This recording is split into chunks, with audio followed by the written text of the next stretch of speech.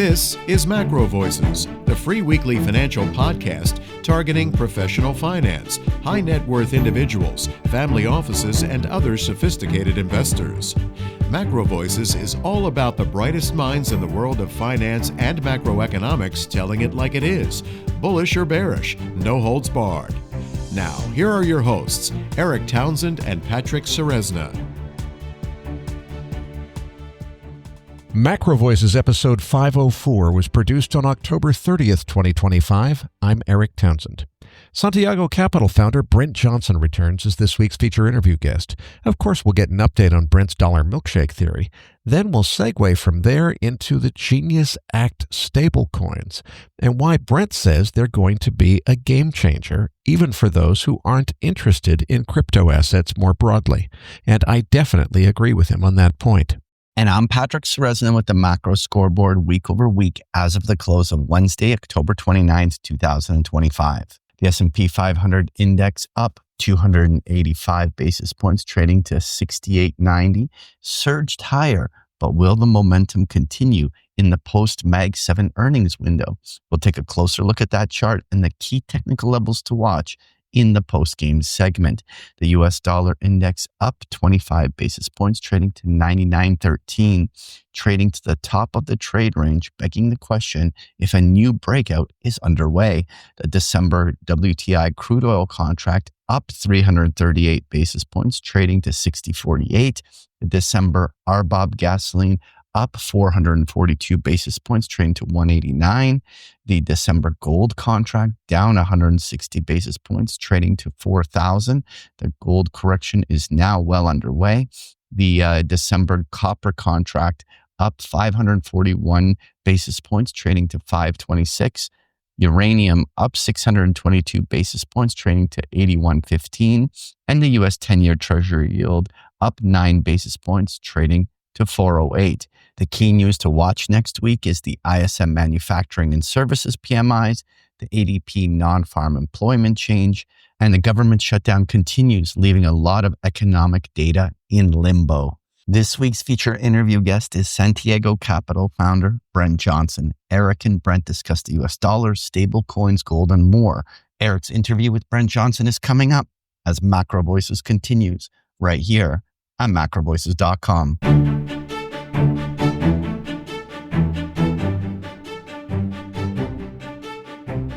And now, with this week's special guest, here's your host, Eric Townsend. Joining me now is Santiago Capital founder Brent Johnson. Brent prepared a slide deck to accompany today's interview. Registered users will find the download link in your Research Roundup email. If you don't have a Research Roundup email, it means you haven't registered yet at MacroVoices.com. Just go to our homepage, MacroVoices.com, click the red button above Brent's picture that says looking for the downloads. Brent, it's great to get you back on the show. You know, I've noticed a trend in the finance podcasting industry. Here's what you do. You're a podcaster, you go on the air, you make shit up in your head about what you think Brent Johnson and Luke Gromen each said about the US dollar. You set the context that way. Then you bring one of those guys on and ask them questions that don't make sense because you didn't get the story right. I'm going to resist that temptation. Dollar milkshake theory is your explanation for why you think, even though the dollar system might be in big trouble, it's more likely to be upside risk to the dollar relative to other currencies than other people think. You call that the dollar milkshake theory. Give us an update on that because, boy, it's starting to look, I certainly think you already were proven right on that. We saw that unexpected rally up to 116 on the Dixie. Holy cow, but wait a minute. Now it's looking a little bit shaky for the dollar. Let's get an update from the slide deck on the dollar milkshake theory. Sure. Well, first thing I'll say is thanks for having me back again, Eric. You were one of the first persons to interview me when I first started talking about this.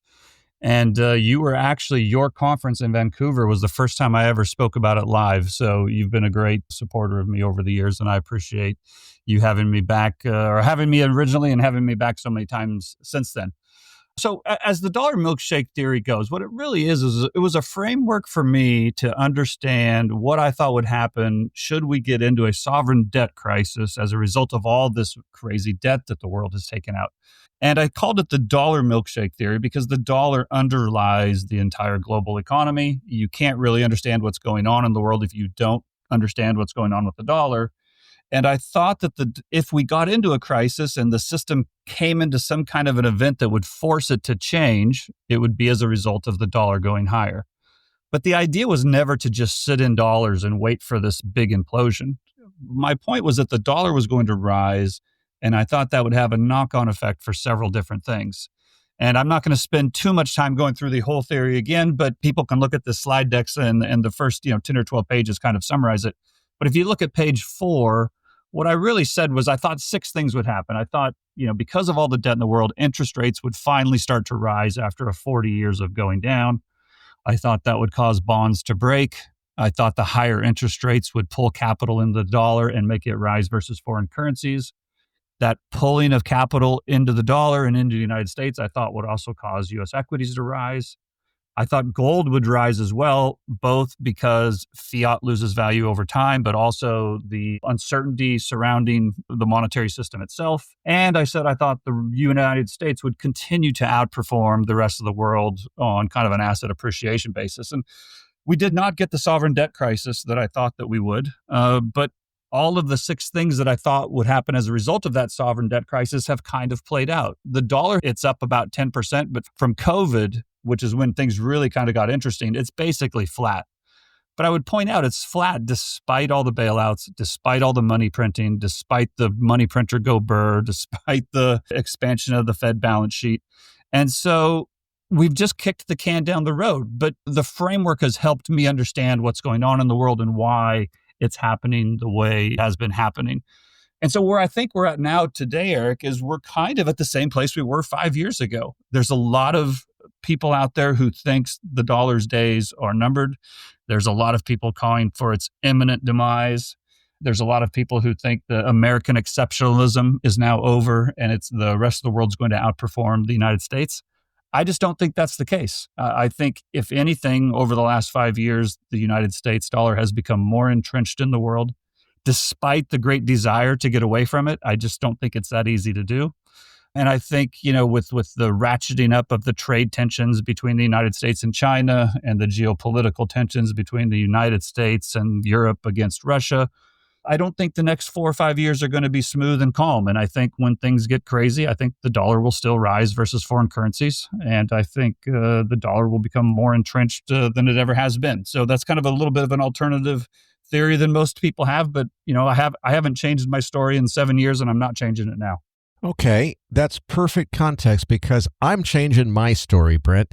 What I would have said until maybe 6 months ago is, look, first of all, you've already been proven right on this as far as I'm concerned. Yeah, we haven't had a full-on sovereign debt crisis, but we really are, in my opinion, having at least an awareness finally of how bad the sovereign debt situation is. And I think it's driving these rises in the dollar and the bonds breaking, the interest rates, everything you said, the gold. I think it is all happening for those reasons. But what I would have said until about 6 months ago is, look, Brent, there's so many people around the world that agree that the dollar is the world's reserve currency because there's no viable alternative, and they're working hard to build that viable alternative. And once they do, I think it's toast for the dollar because I couldn't see any smoking gun that could possibly preserve or salvage that U.S. dollar reserve currency status long term until recently. And I've been looking for somebody to talk about this. You just wrote a 30-page paper about it. So what is the smoking gun that might extend the dollar's hegemony over the global financial system longer than a lot of us thought possible, at least certainly longer than I thought possible? It's really, really interesting because when this first came out a couple of years ago, I didn't think it was that big a deal. But I've changed my mind on that, having done a bunch of research on it. And that is the rise of U.S. dollar stablecoins. And I think perhaps it's been missed by most for the same reasons I missed it, is that it was, it came up in the world of crypto and these digital assets. And for many people, perhaps they understood the monetary side of it, but they didn't understand the technological side of it. And for many people, when you don't understand something, you just kind of stay away from it and don't really dig into it. And I think there were some shady companies that were involved in the stablecoin market, and that kind of, probably kept me and perhaps some other people from embracing it too much. But what really got me. Hang on a second, Brent. Yep. Let's just do a definition before we go on of for that audience, and it's definitely part of our audience. For the people who are, okay, stablecoins, that's one of those crypto, whatever the heck things. For people who are not interested in crypto, why the hell should you care about a stablecoin? Why should I even care what it is? Sure. Well, what a stable coin is essentially a digital token that is then tied to something else that's tangible. So as an example, or something that exists in another form. So rather than a new meme coin, like Doge or something coming out that really gets its value from either some perceived use or speculation, the stable coins derive their value from the underlying assets that it's tied to. So you could have a US dollar stable coin, in which case it's tied in a price manner to the US dollar. You could have a gold stable coin in which you have this digital asset that is tied to the value of gold. And there's kind of different kinds. Some of them Let's define that word tied. Brent, what do we mean by tied? Do we mean backed by, like for every stable coin, there is a U.S. dollar behind it someplace in a bank that hopefully is not in the Bahamas? That's the idea. And I think for a long time, people were very skeptical of whether there actually was enough backing those stable coins, and if there was enough assets backing it to where if you wanted to return your stable coin for the dollar itself or the piece of gold or whatever it was tied to, that the backing was not there. And I think what really kind of changed this for me was when they passed the Genius Act. Now, I started hearing about the Genius Act a couple of years ago, but it was still kind of in legislative, creation form. It wasn't really an official thing, and it was still kind of on the fringe. But then they literally passed it earlier this year, and Scott Bessent has spoken about stable coins quite a bit. And so it's kind of getting official sanctioning or backing from the U.S. government that it is going to be a thing. And that's what really got me thinking about it in a bigger way. And as I started thinking about it in a bigger way, I think the government is going to mandate in some way or another that these stable coins are backed. And I think transparency is going to need to be more forthcoming than it has been. And I think audits are going to be more stringent than they have been. But the idea, as you suggest, is that, these are backed. And, in the past, there have been some stable coins whose backing fell apart, and then the price of those stable coins fell apart. I think that's going to be much more stringent oversight going forward. And that oversight is, again, part of the reason why I think this could be a much bigger deal than people perhaps have realized so far. Okay, now let's talk about the stablecoin's role here, because what I said years ago when I wrote my book in 2018 is, look, the U.S. government, once they figure out what all this crypto stuff really is, and they realize that it really is a threat to the U.S. dollar's role as global reserve currency, they're going to outlaw it. They're going to do whatever they can to get rid of it. They're going to make it difficult for crypto people. What I never saw coming is that actually there's a way for some crypto assets to kind of be the salvation that saves the dollar from being displaced as the reserve currency. How does that work, and how do stablecoins play into that? Well, I think you've just hit the nail on the head, and that's kind of the realization I came to. And that is what I would say is that what is emerging here as a result of the Genius Act, and listen, I have to say, and I say this somewhat tongue-in-cheek, but I'm also serious, is that usually when I see the name of a law come out, I laugh because the name is usually the exact opposite of what's going to happen. In this case, I actually think it's appropriate. I think this is a rather ingenious idea by the U.S. government. Perhaps saying Machiavellian is a better way of describing it. But essentially what's emerging is not a decentralized alternative to the global financial order, but rather a deeper centralization, which may be disguised as efficiency and freedom, but is actually quietly reinforces the U.S. dollar as the global reserve currency, and it reinforces the United States government's control over the global monetary system. So the essence of it is, if you wanted to go digital and you were kind of thinking about ditching the dollar and going with Bitcoin, okay, there's a lot of volatility in that. But if you go not with Bitcoin, but with a stable coin that might be cleared on the Bitcoin blockchain, but it's a stable coin tied to the US dollar. Now all of that demand for US dollars is still there, and you don't have the competition from other, Euro stable coins and New Zealand dollar stable coins, because all the stable coins are dollar-based for the most part. That's correct. 99% of stablecoins in existence are already tied to the US dollar. Now, I have no doubt at all that other countries are going to launch their own stablecoins as a way to kind of compete against the US dollar. But I would say countries around the world that are worried about the US dollar stablecoin should be worried about the US dollar stablecoin. And the reason is, and I'm going to take a step back here, and because I think it's important to understand the argument that we're making. And I think the mistake that a lot of people make is that they think that stable coins are competing with perfection, but they're not. They're not competing with perfection. They're competing with other fiat, right? This is a fiat versus fiat argument. This has nothing to do with Bitcoin. This has nothing to do with gold. It's nothing to do with diamonds or other tangible assets that increase in value over time as fiat loses value. This is a fiat versus fiat battle. And for most countries around the world and most individuals and even kind of small and medium-sized institutions, the US dollar is a much more stable currency than the local currencies in which they transact. And typically in an emerging country or, a newly developing country, the government of that jurisdiction has a way to control the monetary flow, the capital controls, what kind of a bank account you can open, what you can hold in the bank account. And so they can protect against an outside monetary influence coming in and disrupting them. But in this case, the technology is allowing citizens, individuals, and, again, small and medium-sized institutions to skip those capital controls or those banking laws or those regulations, because anybody that has a phone, a smartphone, and a connection to the internet can download a wallet and now all of a sudden hold a US dollar balance. Previously, you had to have a bank, and then that bank you had to have a bank account, and then that bank where you had your bank account had to allow you to hold US dollar balances. And then not only that bank had to allow you to withdraw US dollar balances in perhaps physical form. And if that didn't work, then you had to go to some local merchant or some bazaar or some money changer and, pay a big spread in order to get out of your local currency and get into dollars. And this has a way to kind of immediately bypass that entire infrastructure, both regulatory and financial, to allow the people in these jurisdictions to immediately circumvent those controls and hold the US dollar.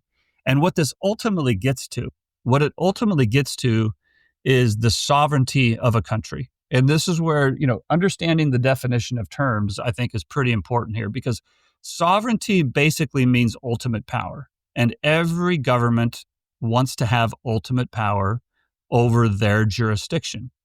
But if you are beholden to a country or to another country, or if you are beholden to another currency, which you cannot control, then you are no longer truly sovereign. And as I think these other countries start to become more, quote unquote, dollarized, it starts to eat away at the sovereignty of those local jurisdictions. And it's not an accident. If you look back through history, whenever there's been a currency crisis or a currency has failed, it's not very long after that the government of that jurisdiction typically fails. And again, the reason is a loss of sovereignty. Once you lose control, once you lose power, you're out. And, a new form takes its place. And I really think this is the genius of the Genius Act, is it's a way for the U.S. and the U.S. dollar to infiltrate foreign countries, foreign economies, and use the US dollar as a weapon to a greater extent than they already have. And not only that, they don't even have to do it themselves. The market will do 99% of the work for them. And again, it's because the US dollar is a better currency than 99% of the other fiat currencies out there. And so I think a lot of people have focused on the fact that these new stable coins will be a source of demand for the treasury. And that's true. It will be a source of demand. But I think that is a secondary benefit.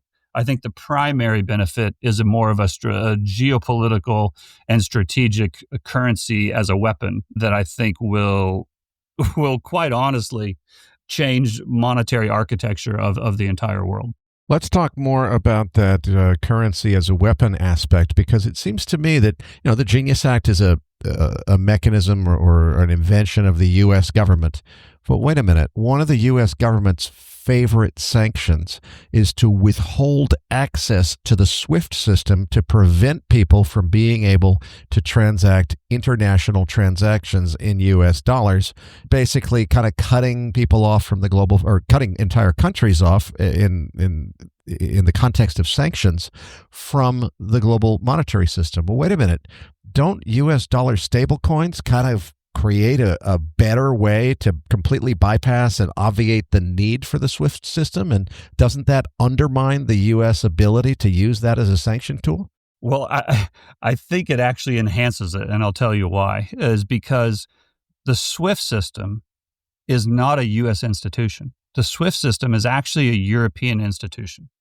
After 9/11, 25 years ago, the U.S. government went to SWIFT, the U.S. Treasury more specifically, went to the SWIFT system, and by using the political pressure of the United States government, was able to, quote unquote, infiltrate SWIFT and get more information from SWIFT. But they still don't have perfect control over it. They have more control than perhaps any other group, but they don't have perfect control. And again, when you go back to sovereignty, every sovereign wants to have total control. They don't like a little bit of control. And they have some visibility, and they have better visibility than anybody else, but they still don't have perfect visibility. These stable coins are basically a new digital architecture that would give them perfect visibility because it's all on the blockchain or a blockchain. I'm not sure which blockchain they would use. Perhaps they could use a couple different ones. But the point is it's not only gives them more visibility, it gives them more control, and it allows them to even better sanction or remove somebody or cut them off. And so what I think happens over time is they're building this parallel system of, you can call it plumbing or rails, however you want to describe this. And I think this new system will cannibalize the traditional Eurodollar rails and create this new US dollar stablecoin Eurodollar rail, which gives them more visibility, more control, and a greater ability to use it as a weapon should they decide to do so. And I don't think this will happen right away. I don't think they're just going to flip a switch and happen. But the example I've used of how this could possibly go is the LIBOR. You brought up the Eurodollar system. For those who are not familiar, there's an entire system of dollar-based transactions that exists outside the United States. And that system is called the Eurodollar system. And that Eurodollar system is orders of magnitude larger than the US dollar system within the United States. And for many, many years, the interest rate, which was kind of the standard interest rate that was used for the Eurodollar market, was called LIBOR. That was set in London. It's called the London Interbank Offered Rate. And it was basically set by a committee of bankers in London.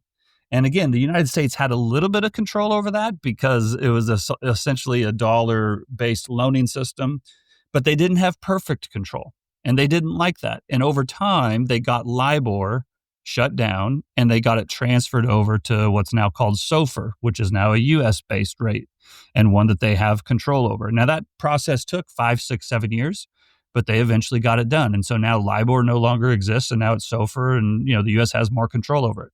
I could see the same thing happening with these Eurodollar rails and these new, US dollar stablecoin rails. I don't think it's just going to happen by a flip of a switch, but I think it will happen over time. And if you think about it, all the U.S. would have to do would say, hey, this is our new preferred way of doing business. So any vendors they do business with, any payments that they have to receive from other partners or companies or governments, they could say, we want to now use this new system. And it wouldn't take that long for the traditional rails to be cannibalized into the new rails. Imagine if the United States were to be able to get a partner like Saudi Arabia to say, we are still pricing our oil in dollars, but now rather than sending us a Fed wire over the SWIFT system, we would like you to use this new, more efficient, quicker, cheaper system that the US Treasury has blessed. And then all of a sudden, that gives it legitimacy. And for anybody saying, well, no, Saudi Arabia is not going to do that. They want to sell their oil in yuan or rubles, or they're going to join the BRICS. I would just say, keep an open mind. A lot of people didn't think that in 1972, Saudi Arabia was going to price all their oil in dollars, but it happened. And so I think the U.S. has a lot more tricks that it can still play and more power and influence that it can use to make this happen. And especially if the market starts to adopt it on its own, it will make it even easier to do something like this. Okay, let's go back to the theme of weaponization of currency systems. The goal, or one of the principal benefits of the Genius Act stablecoin, as I understand it, as you're describing it, is basically it gives the U.S. a way to very quickly, almost immediately, bypass all the engineering that would have gone into a so-called Fed coin, a digital dollar, and just say, look, we'll keep U.S. dollars as U.S. dollars. We'll provide the crypto rails, if you will, the digital currency rails on the U.S. dollar by using stable coins, and that allows you to transact stable coins that are backed by dollars, very efficient internationally, don't need the SWIFT system. It's got all these great features, and it does have, I think, a weapon-like aspect to it, which is that it potentially perpetuates the life of the U.S. dollar as the world's global reserve currency. Okay, well, generally, when somebody's got a weapon, whoever their enemy is, observes that carefully and copies it or does something and tries to come up with a better weapon. So if I put myself in the shoes of Sergei Glaziev, the Russian scholar who was the architect of the de-dollarization campaign, imagine he's going and meeting with his counterpart in China. I don't know the name of that individual, but whoever the guy is in China who's, the weaponization of currency guy in the Chinese government. There's probably lots of those guys. And they sit down and they say, okay, what are we going to do? We got to design something. It seems to me we've got the whole world is going to like this digital currency idea. They're going to start using stable coins that are tied to the U.S. dollar for everything. That's going to potentially perpetuate our enemy's currency system. How can we design an even more attractive stable coin than a U.S. dollar-backed stable coin that everybody's going to say, oh, well, since we're already on stable coins, it's easy to switch to a different stable coin, and we're going to go use this other one instead? What would they do? And is there a risk that they come up with something better? They will no doubt do something, because if they don't do anything, again, they are going to get their economy is going to get hollowed out and dollarized. So the countries that have the ability to fight back will no doubt fight back.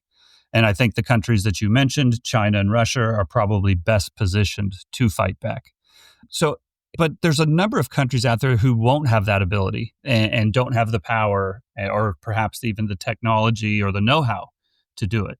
And so I think what happens is even countries like Russia and China, will still probably use the dollar stablecoin to a certain extent, but I fully expect there to be a ruble stablecoin, probably a yuan stablecoin. If you look back over the last couple of years, or last several years, last 20 years, how many times have we heard about the e-yuan or the new digital this or the new Libra system? There's been innumerable attempts to come up with a system that is anti-dollar, that has been launched by a competitor, that is going to be the new standard of currency issuance and usage, et cetera, et cetera, et cetera. And it just never, ever comes to anything. And it's not to say that there's not great desire there. But again, you're fighting against the biggest network that has ever existed in the history of the world, and that's the U.S. dollar network. Now, it's not to say that nothing can happen. It's not to say that the U.S. dollar can never be replaced. You always have to keep an open mind to that possibility. But I think my point is that with the network that already exists, the need for dollars that already exists, the desire for dollars that already exists in many of these countries, if now all you're doing is handing them the ability that with a smartphone, they not only hold dollars but transact in them, it's kind of like taking candy from a baby, I would argue. And so, the parents of those babies may not want the U.S. dollar to be in there, and so they will put controls in place and stuff to try to prevent it. But I think it's going to be an uphill battle for them. Let's go back to the question of the blockchain and how this all works, because what you said earlier is, I was questioning, wait a minute, could this undermine the U.S.'s ability to withhold access to SWIFT as a sanction? And you said, oh, but they'll have even better abilities. Well, hang on. If we're talking about surveillance abilities, definitely the fact that it's all on a blockchain gives visibility to all the transactions. There's an audit trail there that has to be followed. But if we were talking about a cryptocurrency style of blockchain where there is no owner, the U.S. government would not have any ability to prevent a transaction. So are you imagining that this is a different style of blockchain that the U.S. does have control over? And is there a risk that maybe somebody else says, well, wait a minute, you don't want to use this thing for that exact reason, and instead we've got, that's the competitive advantage of something new? I'm the first to admit that I am not an expert on all this technology to say exactly how this would work. And the other thing I would say is, even if I was an expert on the technology, I still wouldn't know exactly how this is all going to get rolled out. But I do know that there is ways that on these different crypto assets or these cryptocurrencies or these different blockchains to basically make it programmable money. And one of the things I've been debating myself with and talking to a bunch of other smart people is this going to be a system where the U.S. Treasury rolls out their own stablecoin or on their own system, or will it be something where they just let everybody, do it? Or will it be something where perhaps they grant a license and they grant 20 licenses to a handful of different multinational banks and financial entities who then issue them? And I don't have a perfect answer to that. I don't know. But what I do know is that part of the reason for doing this is to have more control, right?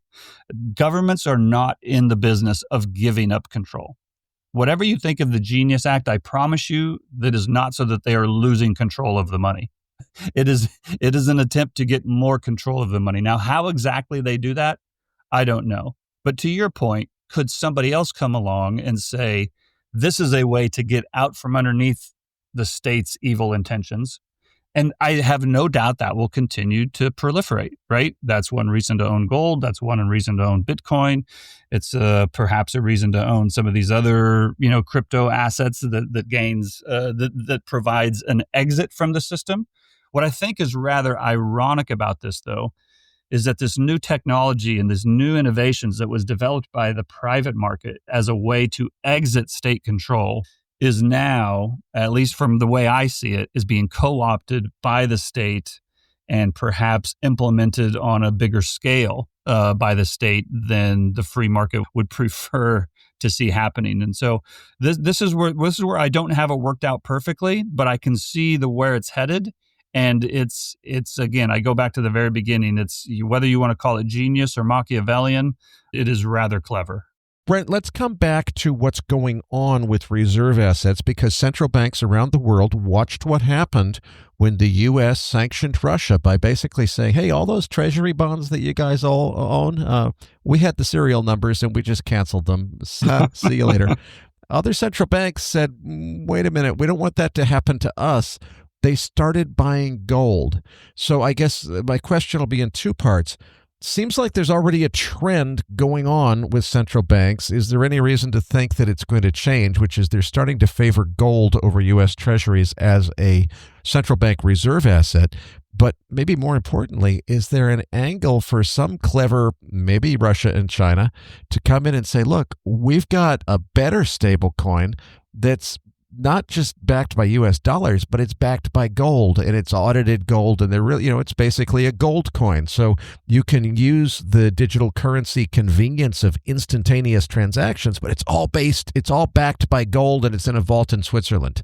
It seems to me like if you were a central banker and you wanted to get some of these digital assets and you had a choice between U.S. Dollar Genius Act stablecoins versus some other kind of stablecoin that's on a completely ownerless blockchain that's backed by gold in a neutral country's vault, it's starting to look challenging for that U.S. dollar stablecoin, isn't it? I don't think so, and I'll tell you why. Because I think we get back to the dollar versus perfection, or the dollar stablecoin versus perfection, rather than dollar versus other fiat. Now, I think there's a place for gold-backed stablecoins. And perhaps some of these other countries will try to do something with gold. But again, you have to remember, most people in the world do not want to hold gold. If they did, they would already hold gold. There's nothing to keep them from already doing it. And the other thing is, if they do want to hold gold as an asset, that's different than holding gold for liquidity, for business reasons, or for, your daily operational needs. And so I don't think this is a gold versus dollar or a gold versus Bitcoin argument. One is a longer term store of value, and one is a day-to-day liquidity needs. And I think we still live in a fiat world, and I think that is going to continue. The other thing I would say is that to the extent that the rest of the world does try to do something with gold, the United States has a lot of gold. So if the dollar gets, or if gold gets repriced higher, and therefore that makes China and Russia, who own gold, in a better position, well, then how does that not also make the United States in a better position because they have more gold than anybody? Now, I know some people will come back and say, the U.S. gold hasn't been audited in 70 years, to which I would say, well, when's the last time you saw China's gold audit? And when's the last time you saw Russia's gold audit? And did you actually get confirmation of it, or did they just tell you they had it? And so the other thing I would say is I can't imagine Russia storing their gold in Switzerland. I can't imagine the PBOC shipping their gold back to the West after spending so much money to buy gold and ship it east. And so and then the last thing I would say is you have to remember the whole way that a gold-backed stablecoin would be given value is the gold that backs it. And the idea is that you could then turn in that stablecoin for the gold. Now, do you think that China's going to give you the gold if you turn in the stablecoin? I don't think they're going to do that. But it doesn't mean that it can't happen. I think it's a rather lower probability event. But I think as it gets back to the US dollar stablecoin argument, you just have to remember that there are absolutely 100% going to be countries that fight against it.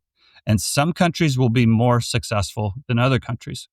But there's a lot of countries out there, and there's a lot of people out there, and a lot of small and medium-sized institutions out there who already hold dollar balances or want to hold dollar balances. And the easier that is made available to them, I think the more they will do it. And it is again, a fiat versus fiat battle. It's a totally different battle than the fiat versus hard assets. The other thing I would say, the other thing is you mentioned central banks looking to hold more gold as reserves than treasuries. And I think that is the case. If we go back to the origins of the milkshake, one of my thoughts was that interest rates were going to rise, bond prices were going to fall, and we'd get into a sovereign debt crisis where sovereign bonds, including U.S. treasuries, are repudiated. And that was one of the reasons why I thought gold would rise, because I said the gold's rise would be, driven primarily by foreign buyers, which I think is what has happened. The other thing I would say, though, is if you look at a lot of these charts, there's a chart I have in here. I can't remember which slide it is off the top of my head, but I think it's slide 13. It's a fairly popular slide that's been going around, and it shows treasuries as a percent of reserves falling and gold as a percent of reserves rising. Now, that's not to say that nobody has sold U.S. treasuries, and it's not to say that nobody has bought gold, but this chart is largely explained by price. Treasury bonds have come down 20 or 30%, and gold has more than doubled. That is partly why, as a percent of reserves, gold has risen and bonds have fallen. That said, I do expect that probably continues in the years ahead.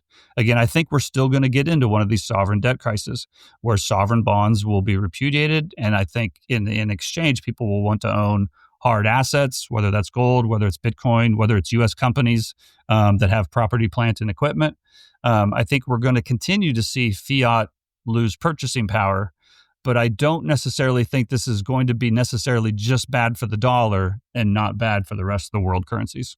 Brent, I want to skip ahead here in the interest of time to, it's page 21 in your slide deck. You've got the table of contents here, and I guess just the executive summary page for a 30-page paper, which I quite enjoyed reading myself.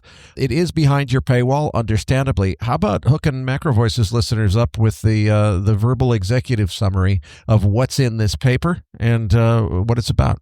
Sure. The paper is titled Empire by Code, and we titled it that because, again, I was actually surprised myself when I started doing the research on this. I enjoyed doing the research. I enjoyed learning about it, and I enjoyed writing the paper because I think it is a rather big deal. And, I started the paper off with a quote by von Clausewitz, who was a military general. And he said something to the effect that in war, you have to think of all parts of a whole. You can't just think of the individual parts alone. And the point we made, that's the same thing with money. I'm going to tell you a story, and I'm going to tell you about a number of different pieces, but you have to think about it as a whole. And that's what we tried to do with the paper. And so, the different things that we talked about in the paper is what are stablecoins, what is money, how sovereignty plays a role in money, how the euro dollar market developed and how that plays a role in global monetary architecture as well as sovereignty.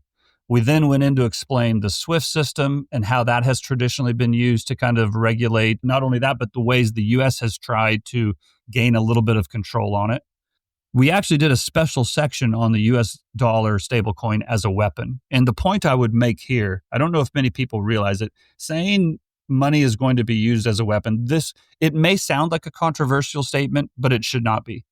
Money has been used as a weapon for centuries, perhaps all of history.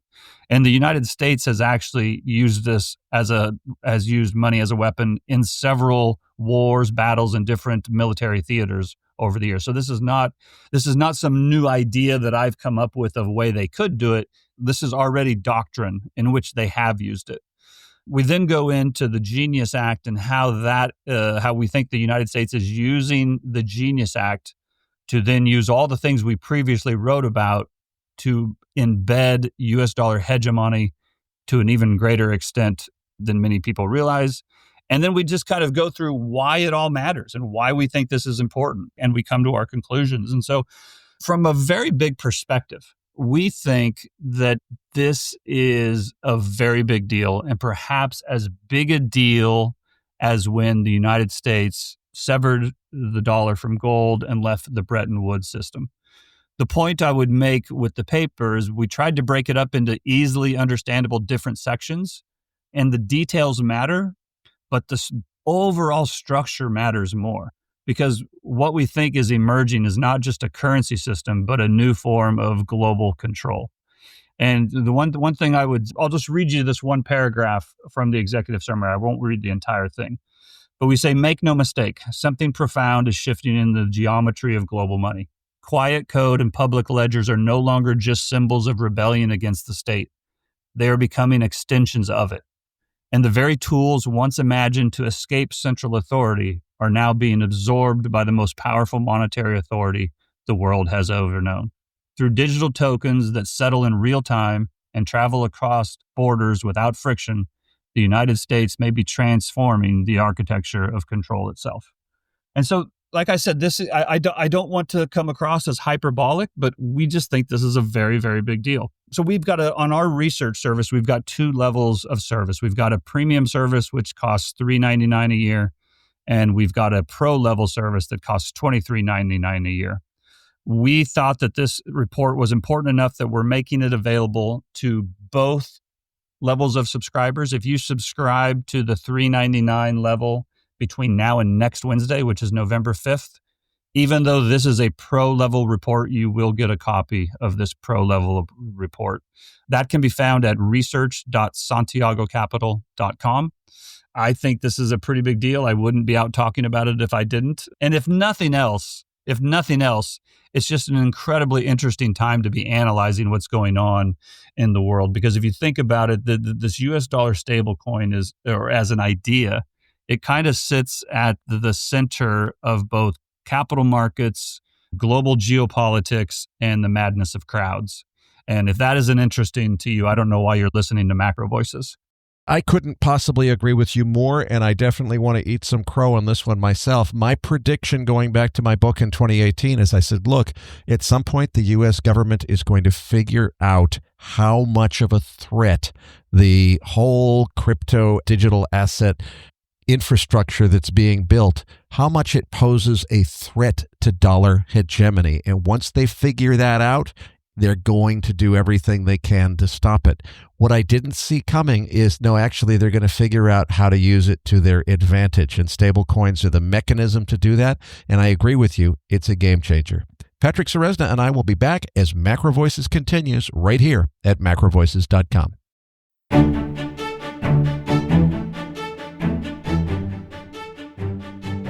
Now, back to your hosts, Eric Townsend and Patrick Ceresna.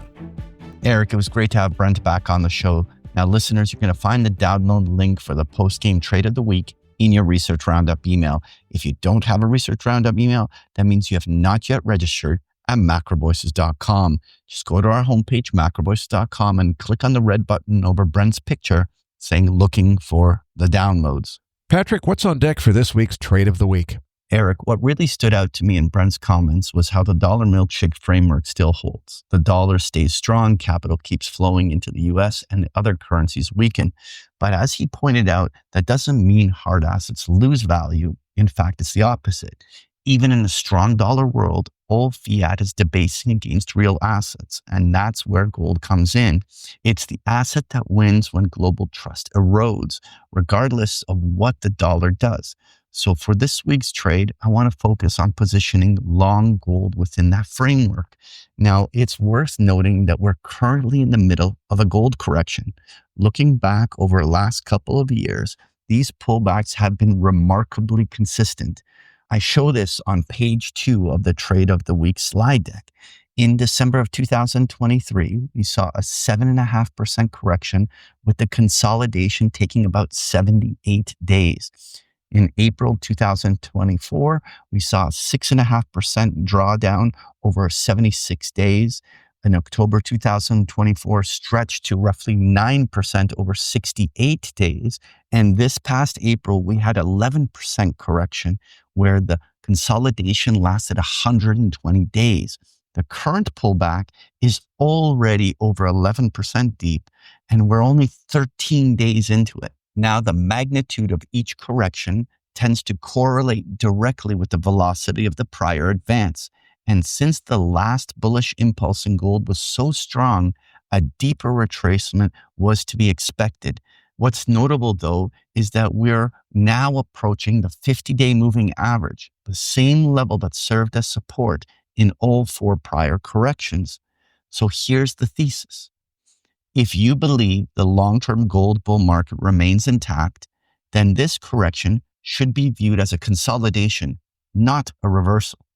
If this pattern holds true, this pullback could play out deep into December, with price action basing within a defined range.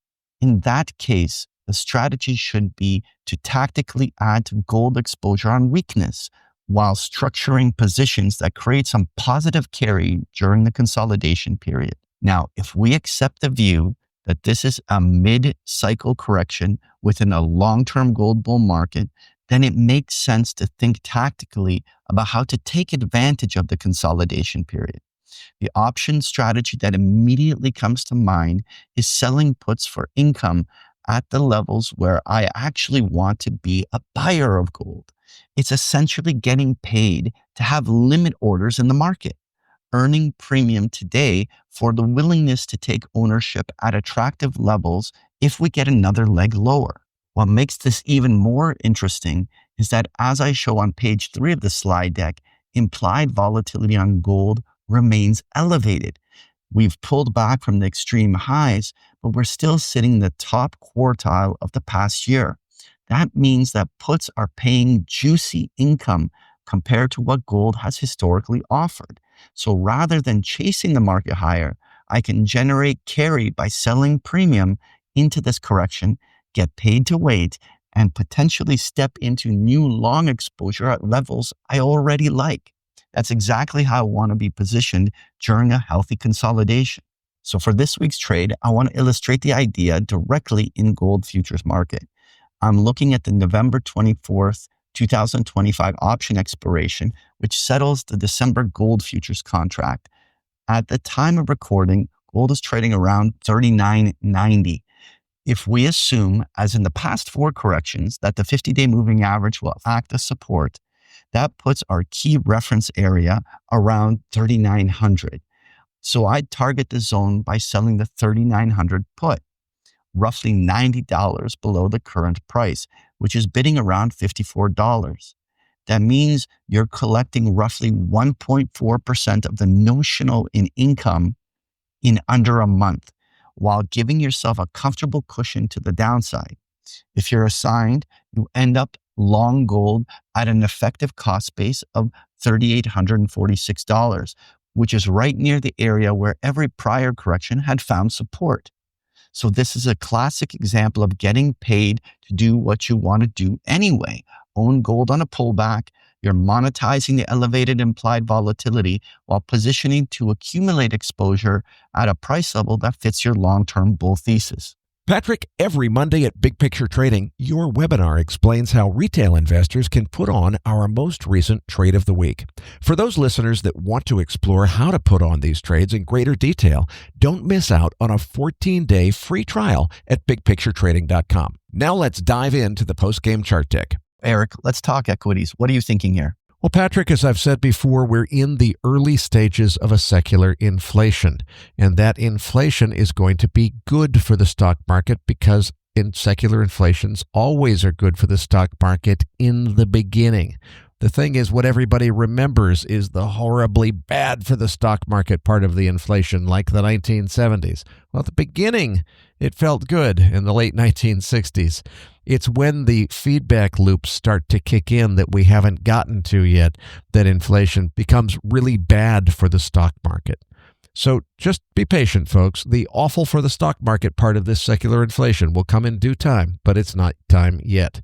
So I think this market can continue higher in the intermediate term. As far as what happens in the immediate short-term time frame, well, anything's possible.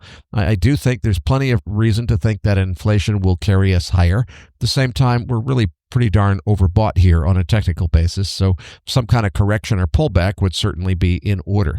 Bigger picture, though, I think it's higher first and then lower on stocks because of inflation, but not until the inflation is really entrenched, and we're just at the beginning of this major secular trend. Well, look, the S&P 500 has been making higher highs, higher lows. It's now well off the danger zone of the market. Now, here at the time of recording, we're right in the middle of the Mag 7 earnings. We just had Microsoft, Meta, and Google reporting. Later on here, we're about to get Apple and Amazon. I feel that this is really important to see whether these stocks actually can keep the momentum going because the breadth of the market is awful. We're under 50%, which means that the majority of stocks are actually downtrending, not uptrending, which means that these mega cap stocks like NVIDIA and all these other Mag 7s are carrying all of the weight of the S&P's rise. And that we got to really see whether or not they can keep that going. And so watching whether or not these Mag 7s actually are structurally rising in the post-earnings period, I think will be key in determining the short-term path of the markets. Now, even if we do have a little bit of a correction, there's a pretty big cushion. Almost all of the systematic trading triggers that would cause the negative sell feedback mechanism are actually 200 to 300 S&P points lower. So the market has a lot of breathing room here to take short-term corrections and not trigger something bigger. All right, Eric, let's touch on the dollar. Well, as I said last week and have said before, the Dixie has firmed up toward the high end of its recent consolidation range, but we haven't seen an upside breakout yet. Lots of pundits are calling for one. We'll see what happens. I'll be watching gold's price action and whether it can get back above 4,000 and stay there. That, for me, is going to be a telltale for what's likely next to come for the dollar index. A sustained breakout above the consolidation range, let's call it above 100 on the Dixie, would potentially lead to significant downside risks in several other markets, including equities. Well, Eric, the U.S. dollar has been consolidating above the 50-day moving average and edging to the top end of its range. What's really interesting here is just after the Bank of Japan's monetary policy statement, we just had the U.S. dollar break out against the yen.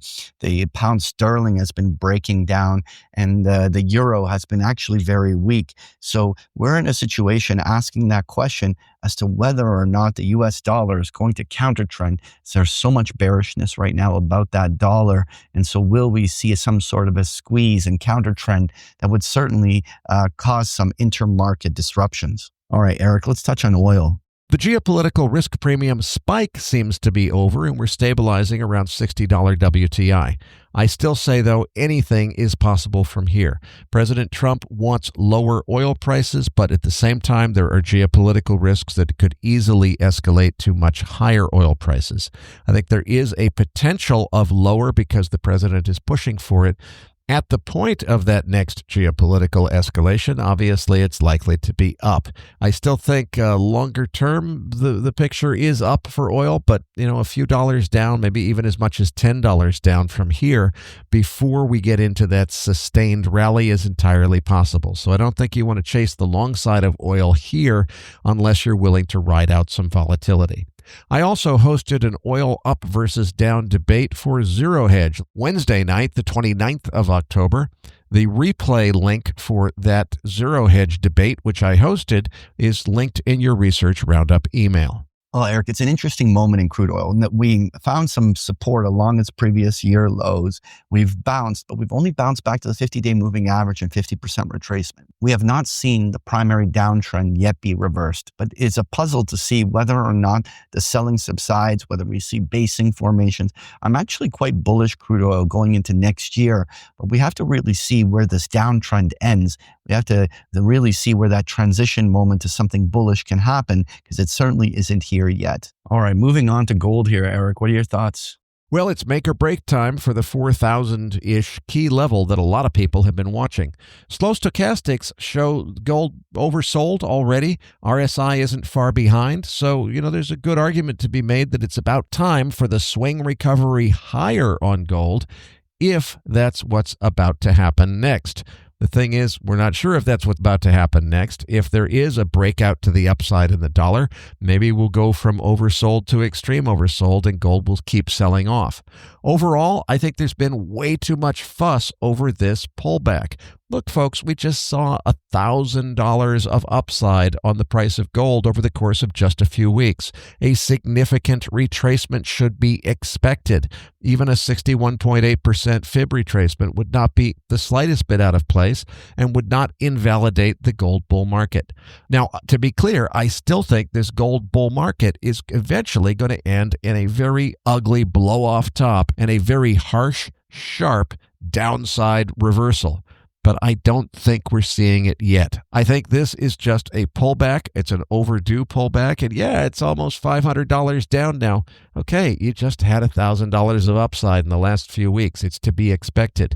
Now, remember, folks, it wasn't that long ago when we first hit $3,500, and the ensuing consolidation lasted a few months. So that's entirely possible here. Maybe we won't see $4,400 for several more months, but I think it's coming, and I think higher is coming. Eventually, you'll get that very ugly blow-off top, and a lot of people will get hurt chasing it at the end, but I don't think we're there yet. Well, Eric, like I was talking about earlier in the trade of the week, I want to highlight that a lot of the prior corrections found support near that 50-day moving average, which is hovering just below the 3,900 level. Now, while there is always the potential for a deeper correction, overall, it is a primary bull market. And whether or not that swings a couple $100 more or less, the big question, of course, is where will the key buying opportunities be and where are the accumulation points in this? Overall, prior corrections have lasted 2 to 4 months. So it's very likely here that we may spend a good chunk of the fourth quarter just grinding it out after such a good bull impulse. It should result in a bullish breakout again in the new year, but it really is going to probably be a grind for the next little bit. All right, let's touch on uranium here, Eric. The reason for the big upside surge on uranium miners and all other things nuclear related was a U.S. government announcement that it will make a huge investment in Westinghouse and possibly subsidize more AP1000 reactor projects in the United States. That is obviously a huge increase in demand that's quite a few years out, so it's not going to affect the immediate spot price of uranium. It does affect the miners and other nuclear stocks. more importantly, in my mind at least, it signals very strong commitment from the U.S. Department of Energy under Secretary Wright's leadership that we're going nuclear, folks, and we're going nuclear in a big way. I think this uranium and nuclear bull market is in its infancy. It's just barely getting started. Now, at the same time, the internet boom was just barely getting started when we had the dot-com bust in 2000. We could easily see, considering how overbought all these uranium stocks are, some negative news flow could really, send us down for a while. But it's temporary. I hope it happens because it'll be a buyable dip. Well, Eric, on page 10, I have that chart of uranium futures. And what I want to highlight is that while uranium stocks have had a very strong impulse, uranium is just getting things underway. I actually think that owning physical uranium through things like the Sprott Physical Uranium Trust is very interesting here. And there's lots of room for actually the physical uranium to actually make some traction. I still like this chart quite a bit. Patrick, before we wrap up this week's show, let's hit that 10-year Treasury note chart. We basically had the FOMC meeting. Powell cooled the market off a little bit with their dovish expectations. And we saw the SOFR futures all react with taking about 10 basis points out of the markets.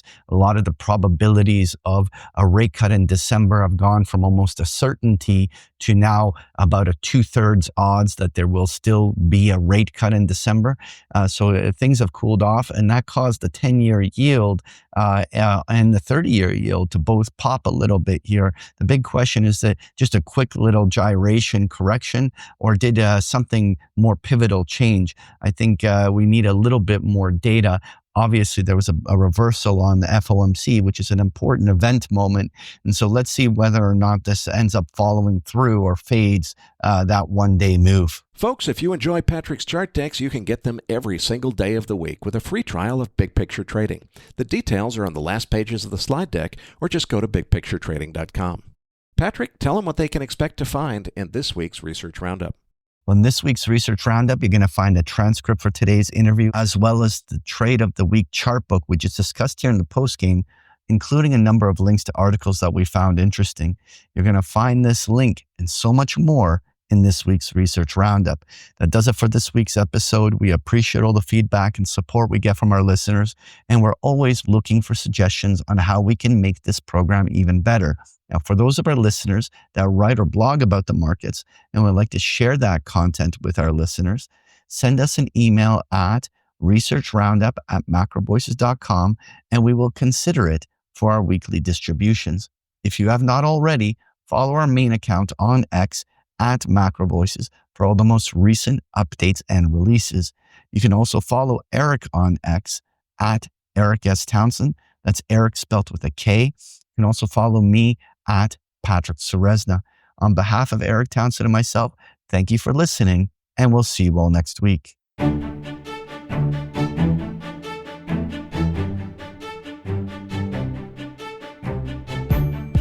That concludes this edition of MacroVoices. Be sure to tune in each week to hear feature interviews with the brightest minds in finance and macroeconomics. MacroVoices is made possible by sponsorship from BigPictureTrading.com, the Internet's premier source of online education for traders. Please visit BigPictureTrading.com for more information. Please register your free account at MacroVoices.com. Once registered, you'll receive our free weekly Research Roundup email containing links to supporting documents from our featured guests and the very best free financial content our volunteer research team could find on the internet each week. You'll also gain access to our free listener discussion forums and research library. And the more registered users we have, the more we'll be able to recruit high-profile feature interview guests for future programs. So please register your free account today at macrovoices.com if you haven't already. You can subscribe to MacroVoices on iTunes to have MacroVoices automatically delivered to your mobile device each week free of charge. You can email questions for the program to mailbag@macrovoices.com, and we'll answer your questions on the air from time to time in our mailbag segment. MacroVoices is presented for informational and entertainment purposes only. The information presented on MacroVoices should not be construed as investment advice. Always consult a licensed investment professional before making investment decisions. The views and opinions expressed on MacroVoices are those of the participants and do not necessarily reflect those of the show's hosts or sponsors. MacroVoices, its producers, sponsors, and hosts Eric Townsend and Patrick Ceresna shall not be liable for losses resulting from investment decisions based on information or viewpoints presented on MacroVoices. MacroVoices is made possible by sponsorship from BigPictureTrading.com and by funding from Fourth Turning Capital Management, LLC. For more information, visit MacroVoices.com.